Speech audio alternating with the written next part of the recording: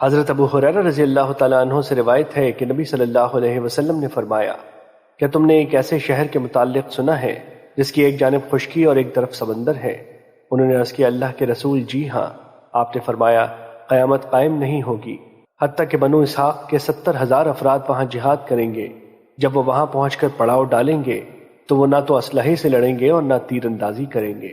وہ لا الہ الا اللہ واللہ اکبر پڑھیں گے تو اس کی ایک جانب گر پڑے گی۔ ثور بن یزید راوی بیان کرتے ہیں، میں نہیں جانتا مگر حضرت ابو ہریرہ نے اس جانب کے متعلق فرمایا جو سمندر کی طرف ہے۔ پھر وہ دوسری مرتبہ لا الہ الا اللہ واللہ اکبر پڑھیں گے تو اس کی دوسری جانب بھی گر پڑے گی۔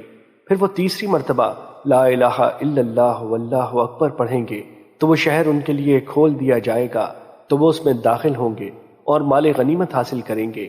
وہ مال غنیمت تقسیم کر رہے ہوں گے کہ ایک زوردار آواز انہیں سنائی دے گی کہ دجال کا ظہور ہو چکا ہے، چنانچہ وہ ہر چیز چھوڑ کر واپس آ جائیں گے۔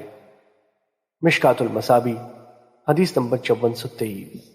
حضرت معاذ بن جبل رضی اللہ تعالیٰ عنہ بیان کرتے ہیں، رسول اللہ صلی اللہ علیہ وسلم نے فرمایا، بیت المقدس کی آبادی یثرب کی بربادی کے وقت ہوگی، اور یثرب کی خرابی بڑی جنگ کے وقت ہوگی، اور بڑی جنگ فتح قسطنطنیہ کے وقت ہوگی، اور قسطنطنیہ کی فتح دجال کے نکلنے کے وقت ہوگی۔